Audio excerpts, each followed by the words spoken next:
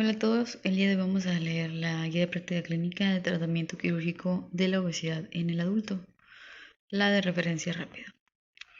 Aquí inicia con los algoritmos, pero nos vamos a ir a los algoritmos al final de leer la guía. Tratamiento quirúrgico de la obesidad. Evaluación.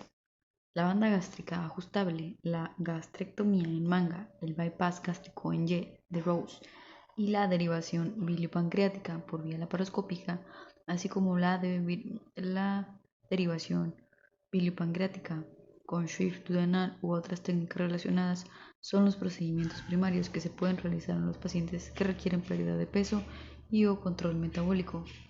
La cirugía bariátrica se debe considerar en individuos con un índice de masa corporal por arriba de 40 kilogramos por metro cuadrado y en aquellos con un índice de masa corporal de más de 35 kilogramos por metro cuadrado que tienen comorbilidad asociada, con el propósito de lograr la remisión o mejoría de las enfermedades asociadas.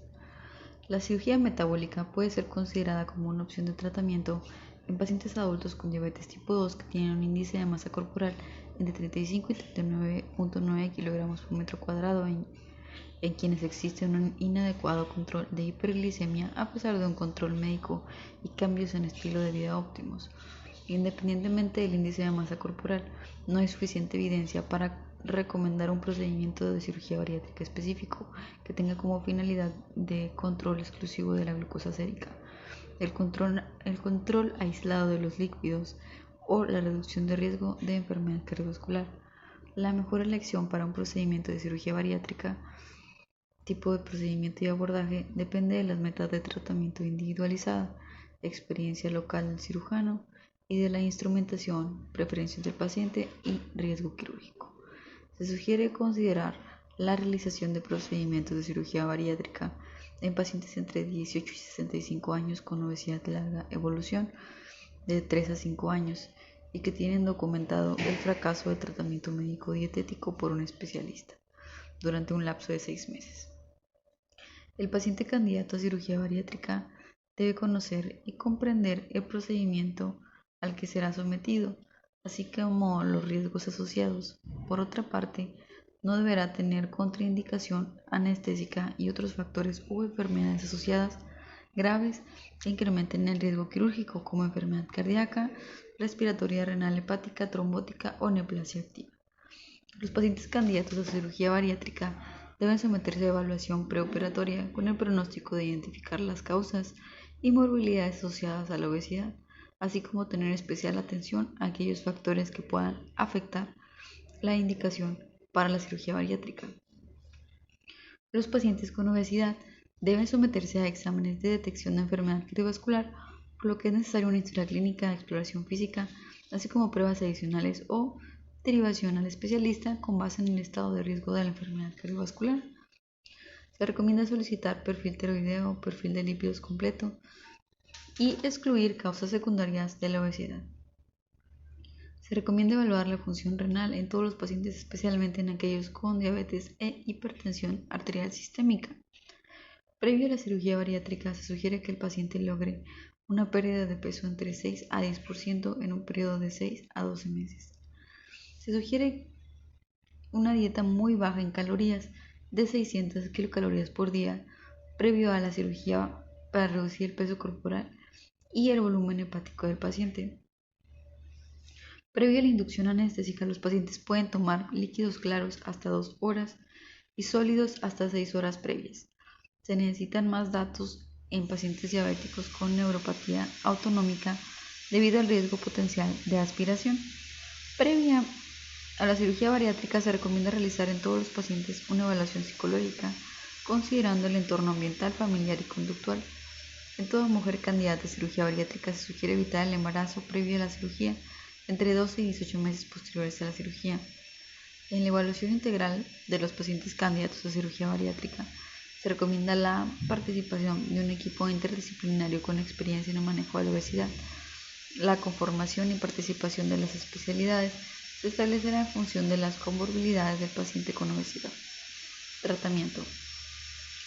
Entre los procedimientos quirúrgicos más efectivos para tratar la obesidad se incluyen banda gástrica ajustable, manga gástrica, bypass gástrico en Jede-Rose y la derivación biliopancreática con shunt duodenal. En general, los procedimientos de cirugía bariátrica por vía laparoscópica se prefieren a los procedimientos por vía abierta, siempre que exista la experiencia disponible debido a una menor morbilidad y mortalidad postoperatoria temprana. Los procedimientos de cirugía bariátrica se deben realizar por cirujanos con experiencia en cirugía de la obesidad y en hospitales con mayor experiencia institucional. Seguimiento. Los pacientes que se someten a procedimientos de cirugía bariátrica deben recibir asesoramiento periódico por parte del nutricionista respecto a las modificaciones dietéticas a largo plazo. El asesoramiento debe considerar el tipo de procedimiento quirúrgico realizado y aspectos cualitativos generales de una vida saludable y rica en nutrientes. Se recomienda que la dieta postoperatoria inmediata durante las primeras 2 semanas se realice con una dieta líquida que aporte 60 gramos por día de proteínas. Se debe evitar el consumo de dulces posterior al bypass gástrico en Jede-Rose para minimizar los síntomas del síndrome de dumping, así como después de cualquier procedimiento bariátrico para reducir la ingesta de calorías.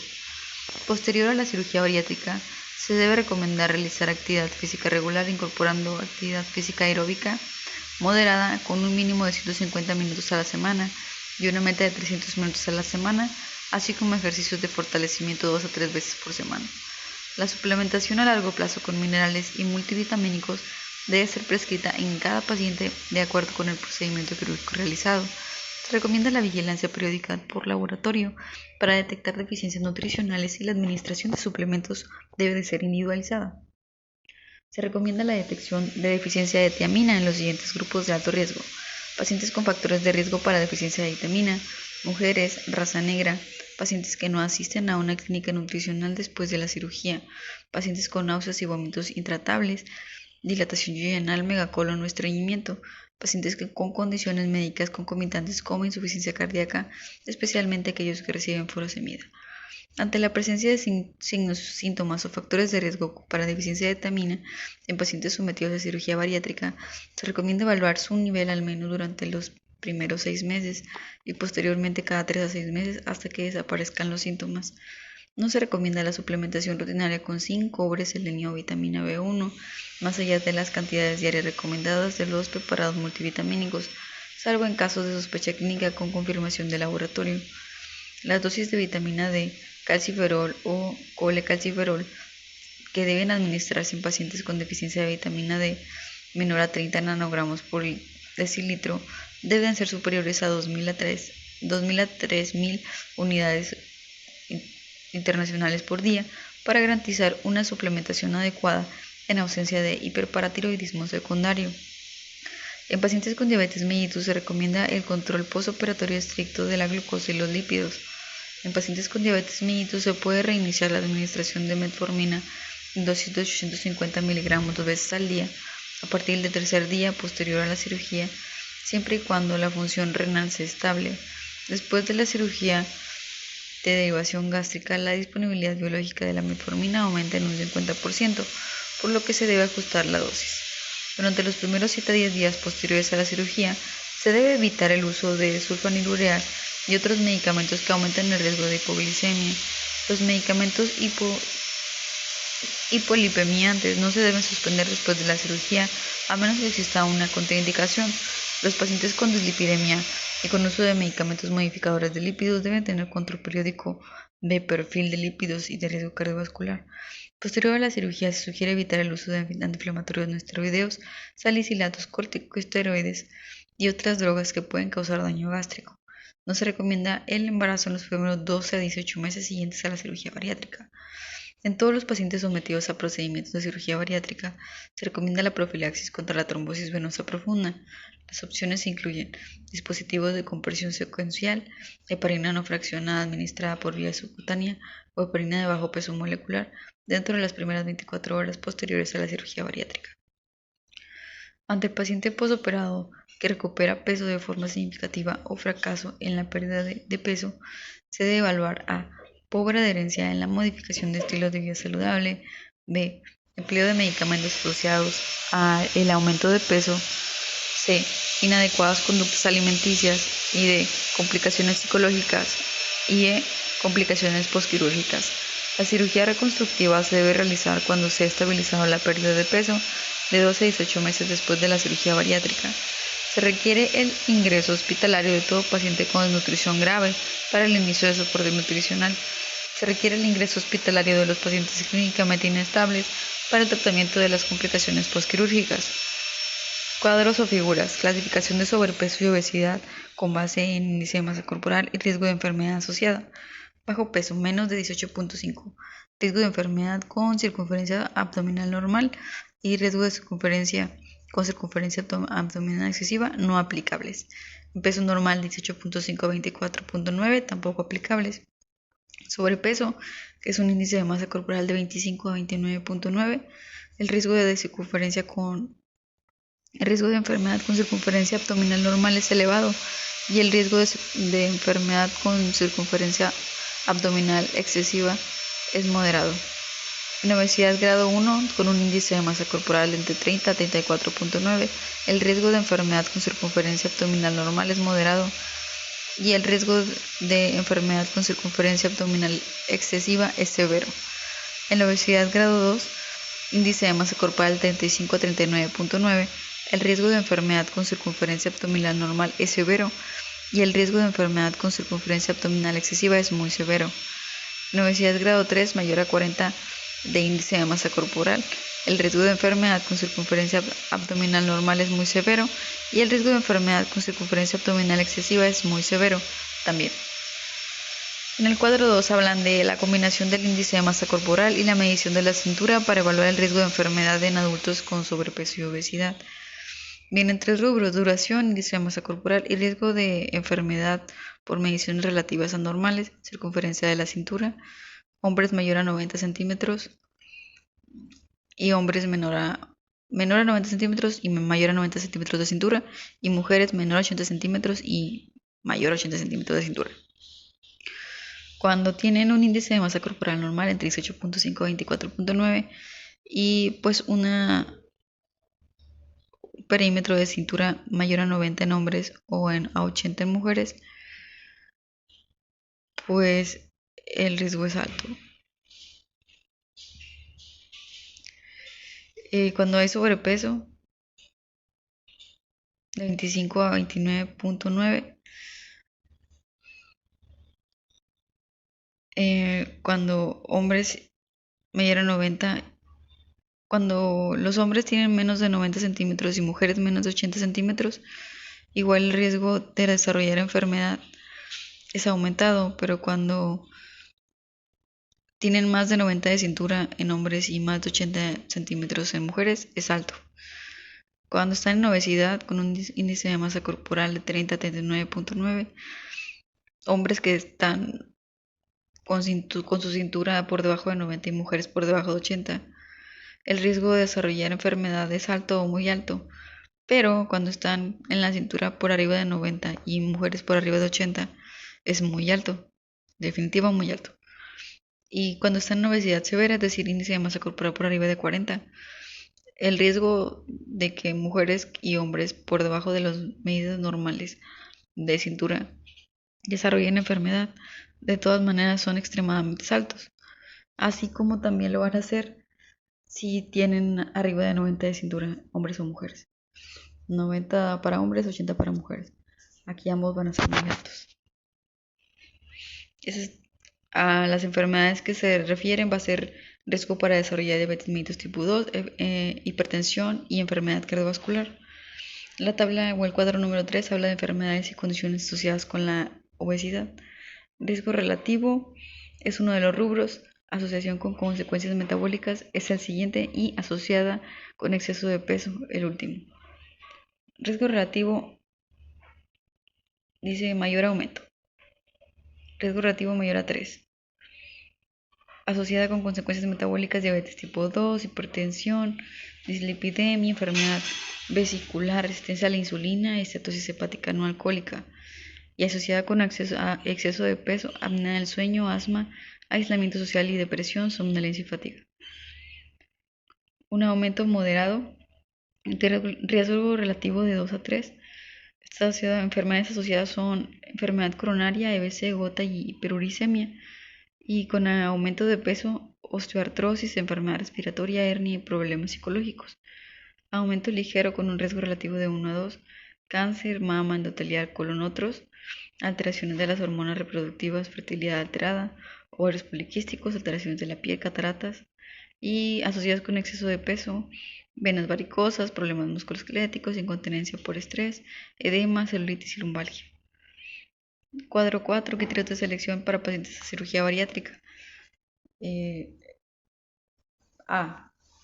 Tiene dos partes, A y B. En la A dice índice de masa corporal igual o mayor a 40. Y en el B dice índice de masa corporal igual a 35 más cualquiera de los siguientes. Enfermedad cardíaca, es enfermedad coronaria, hipertensión pulmonar, falla cardíaca, congestiva y cardiomiopatía, diabetes mellitus tipo 2, apnea obstructiva del sueño y otras enfermedades respiratorias, asma crónica, síndrome de obesidad, hipoventilación, síndrome de Pickwick, pseudo tumor cerebro, enfermedad por reflujo gastroesofágico, hipertensión, dislipidemia y enfermedad articular o discopatía que interfiera con las actividades de la vida diaria. Cuadro número 5. Criterios de exclusión de la cirugía bariátrica. Índice de masa corporal por debajo de 35 kilogramos por metro cuadrado, edad menor de 18 o mayor a 65, una condición médica que hace que la cirugía sea de alto riesgo, salud mental inestable, estilo de vida no tratado o optimizado o tratamientos médicos, un historial de incumplimiento con el estilo de vida médico o intervenciones en salud mental, embarazo, lactancia o plan de embarazo en 2 años y de potencial manejo quirúrgico, falta de acceso seguro a la cavidad abdominal o tracto gastrointestinal y fumadores. Todos los fumadores, sin importar su estado de peso, deben dejar de fumar por lo menos 8 semanas antes de la cirugía con el objetivo de manejo de factores de riesgo. Todos los pacientes deben de ser alentados a seguir siendo no fumadores y participar en programas de cese de tabaquismo. Cuadro 6. Pérdida de peso de acuerdo al tipo de procedimiento quirúrgico. Los procedimientos van a ser las que tenemos aquí: gastroplastía vertical con banda, banda gástrica ajustable laparoscópica, bypass gástrico en J.D. Rose, gastrectomía simple. ¿Y qué va a pasar? Pérdida de peso máximo total en 1 o 2 años, porcentaje. Pérdida de peso total después de 10 años, porcentaje. Y exceso de pérdida de peso después de 8 a 10 meses. La gastroplastía vertical con banda, la pérdida de peso máximo en 1 a 2 años es un 25%. Promedio total de pérdida de peso después de 10 años en porcentajes de 32%. Y pérdida de peso después de 8 a 10 meses es de 61.6%. La banda gástrica ajustable laparoscópica, la pérdida de peso en porcentaje de 1 a 2 años es de un 20%. La pérdida total de peso después de 10 años es de un 35%. Y el exceso de pérdida de peso después de 8 a 10 meses es de 47.5%. Bypass gástrico y J.D. Rose, pérdida de peso en porcentaje en 1 a 2 años es de 32%. La pérdida total de peso después de 10 años en porcentaje de 42%. Y en cuanto a la pérdida de peso después de 8 a 10 meses no aplica. En la gastrectomía SLEP, la pérdida de peso máximo en 1 o 2 años no aplica, en 10 años tampoco aplica y después de 8 a 10 meses es de 40 a 46%.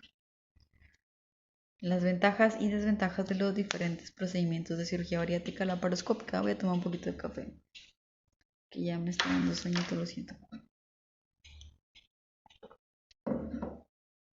Procedimiento laparoscópico. Empecemos con la gastroplastía vertical con banda.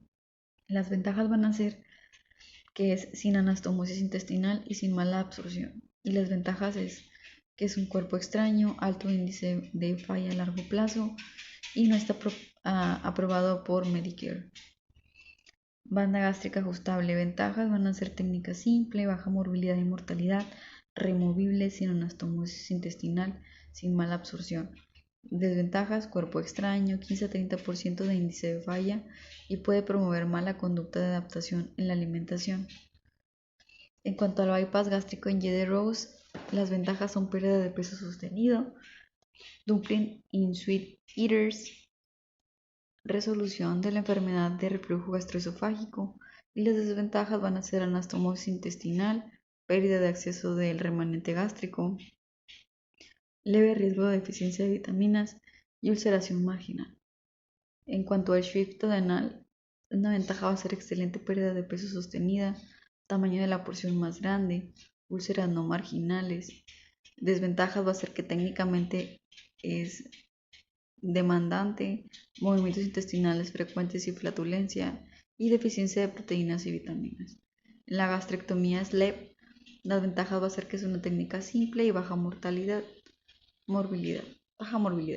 Y desventajas va a ser que puede requerir de un segundo procedimiento y resultados desconocidos a largo plazo. En esta figura podemos ver el bypass gástrico en Y de Rose. Pues ahí se ve.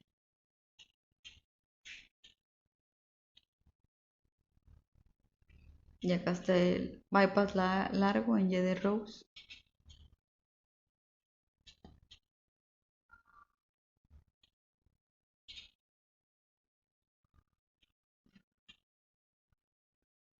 En la figura 3, la banda gástrica causal. Bueno, aquí queda claro, ¿no?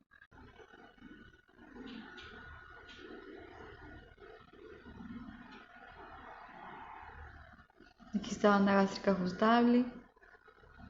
Gastroplastía, figura 4, gastroplastía de banda vertical. Vamos a ver si podemos poner unos videos para que quede así como que más clarito de cómo lo hacen, al menos uno de ejemplo. Figura 5, derivación miliopancreática.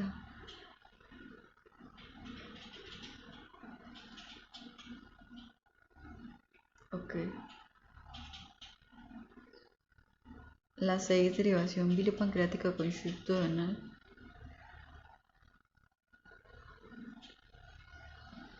Y bueno, esta está de las más fáciles, de gastrectomía en manga. Ok, ahorita voy a buscarles unos videos, pero por parte de la guía práctica clínica eso sería todo.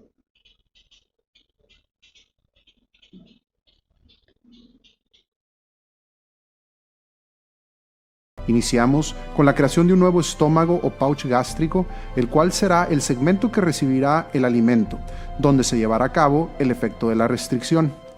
En nuestra técnica, reforzamos la línea de grapeo para prevenir sangrados y los efectos de la dilatación a largo plazo.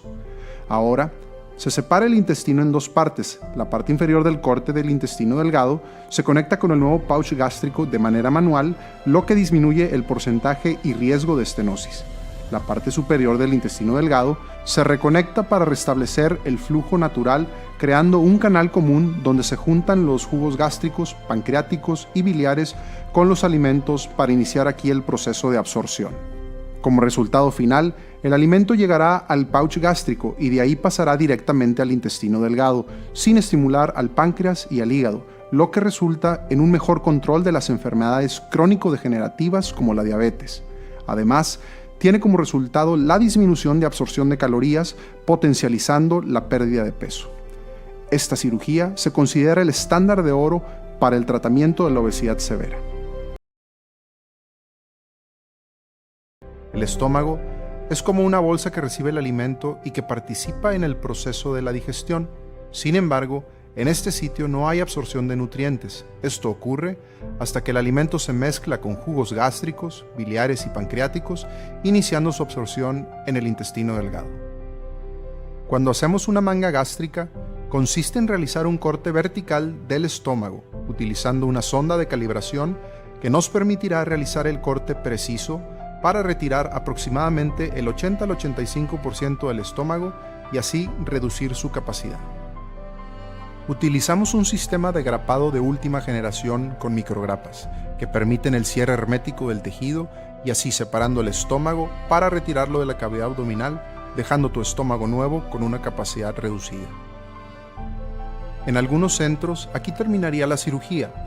La técnica básica consiste en un nuevo estómago que lo sostiene solamente una línea de 3 grapas, aumentando la posibilidad de que se pueda dilatar de una manera más temprana. En nuestra técnica, realizamos un reforzamiento de la línea de grapeo para hacerlo más resistente. Esto se hace invirtiendo la línea de grapas con una sutura continua, la cual le dará protección a la línea de corte. La parte exterior del estómago está recubierto por una capa llamada serosa y es la parte más resistente del estómago. En nuestra técnica estamos utilizando esta cubierta para darle mayor fuerza y disminuir los sangrados. Ahora, como puedes observar, las grapas ya no están afuera, sino adentro, protegidas por la capa más resistente que mencionamos. Al cubrir la línea con la serosa, se vuelve resistente y permitirá que la manga resista los efectos de la dilatación a largo plazo. Primero, el algoritmo de abordaje y evaluación del paciente con exceso de peso. Pues llega el paciente y hay que realizar lo básico, medir el peso, la talla y calcular el índice de masa corporal, clasificar el grado de obesidad de acuerdo al IMC, investigar y tratar de controlar las enfermedades asociadas. Después hay que mandarlo a valoración de nutrición con un cálculo de plan de alimentación individualizado, disminuir en 500 a 100 kilocalorías el consumo diario de calorías que tiene este paciente, asesoría nutricional y promover estilo de vida saludable. Hay que ver si hay respuesta en 6 meses. Si no la hay, bueno, primero si sí la hay, bueno, pues ya todo bien, hay que vigilarlo, promover el estilo de vida saludable y que se mantenga la pérdida de peso, reforzar estilos de vida saludables y controlar los factores de riesgo, así como evaluar la adherencia al tratamiento médico y nutricional, es decir, que continúe el primer nivel. Si no hay respuesta en 6 meses, hay que hacer interconsulta en endocrinología, interconsulta en nutrición y interconsulta a psicología. Si después de todo esto se documenta de todas maneras un fracaso en la reducción del peso por tratamiento médico, cuando ya se hicieron esas 3 interconsultas, hay que valorar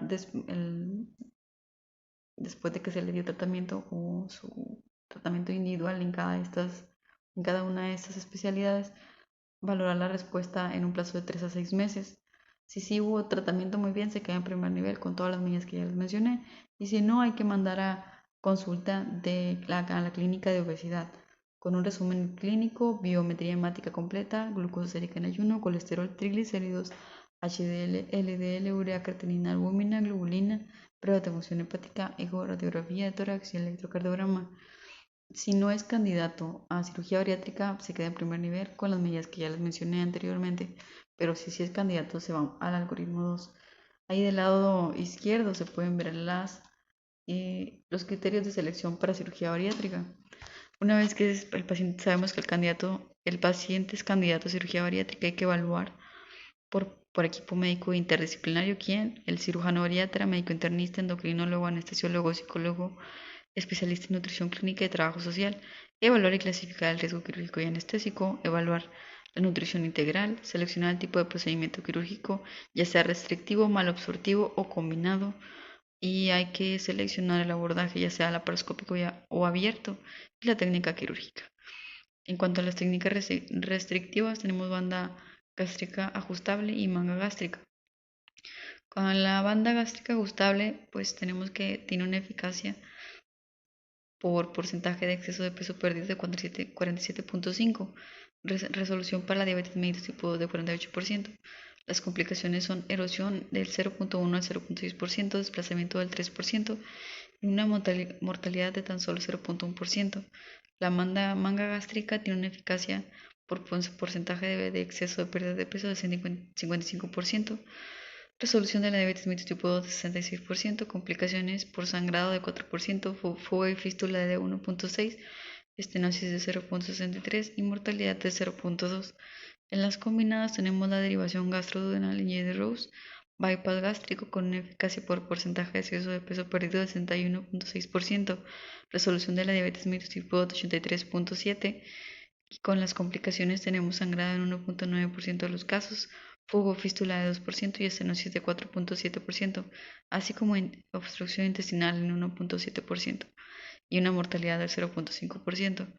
Y en las malabsortivas tenemos que la derivación biliopancreática con cruce duodenal tiene una eficacia de porcentaje por porcentaje de exceso de peso perdido de 70%, resolución de la diabetes mellitus tipo 2 de 98.9%, pero las complicaciones son muchas más, con úlcera marginal en 27% de los casos, diarrea estatorrea en 13%, estenosis en 12% y malnutrición proteica en 3 a 11% de los casos, con una mortalidad de 1.1%. Y eso sería todo.